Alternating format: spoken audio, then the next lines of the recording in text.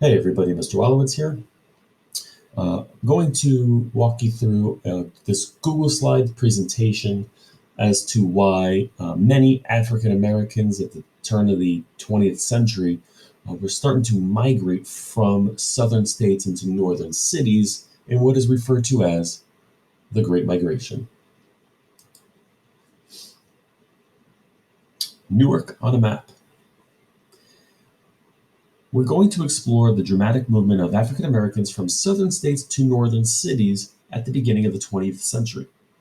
Although African Americans migrated to cities all across the country, we're going to focus on Newark, New Jersey as a case study of the forces that pushed and pulled African Americans to migrate.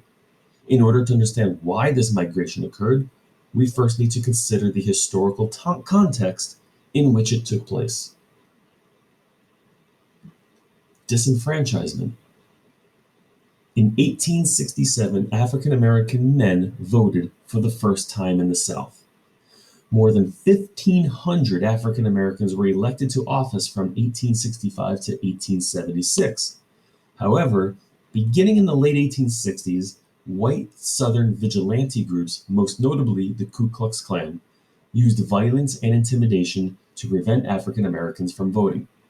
Poll taxes and grandfather clauses also effectively disenfranchised freedmen and future generations of African Americans. Sharecropping. After emancipation, previously enslaved African Americans sought employment and Southern plantation owners sought cheap labor.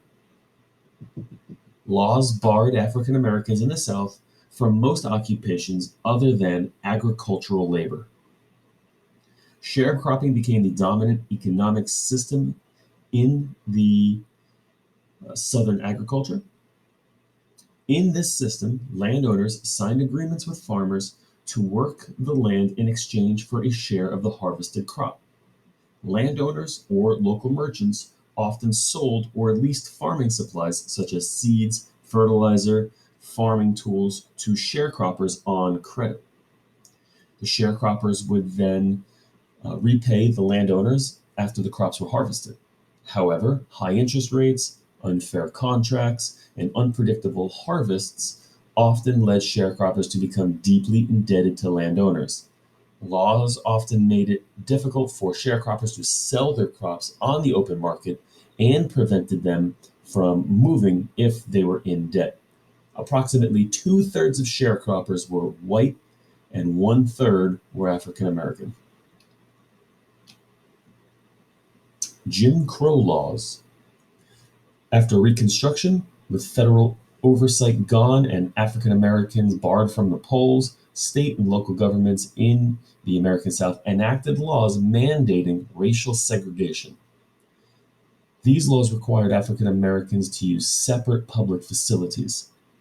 In the Plessy v. Ferguson decision of 1896, the Supreme Court upheld Louisiana's segregation laws and established the separate but equal doctrine, which held that segregation was constitutional as long as the separate facilities were equal. In reality, though, facilities for African Americans were grossly underfunded and far from equal. Lynching. Lynching is a term used to describe a public killing carried out by a mob. Following the end of the Civil War, lynching emerged as a tool to intimidate freedmen and their supporters in the South. Although it is difficult to track exactly how many individuals were lynched in the United States because there are no official records of these illegal acts, estimates of the number of African Americans lynched in the South range from 3,000 to 4,000. Lynching victims were often falsely accused of committing a crime. Sometimes they were accused of minor offenses, such as testifying against a white person or trying to vote. Lynching sometimes attracted hundreds of spectators, and photographs like this one were sometimes even sold as postcards.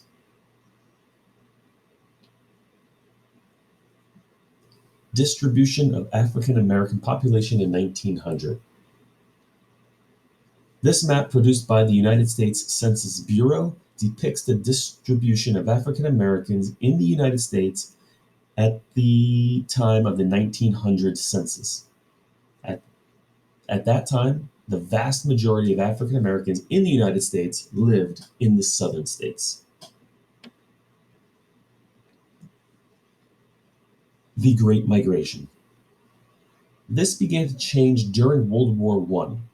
During the war, approximately 500,000 African Americans moved to urban areas in the North, and this trend grew during the following decades. Newark's population. At the end of the 19th century, Newark began to grow rapidly as a variety of industries were established in the city. Between 1890 and 1920, the city's population grew by 129%. Newark's African American population. As Newark's population grew, so too did its African American population. However, you'll notice that the African American population grew particularly rapidly between 1910 and 1920. Central historical question.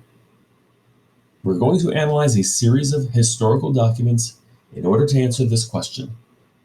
Why did so many African Americans migrate to Newark at the beginning of the 20th century?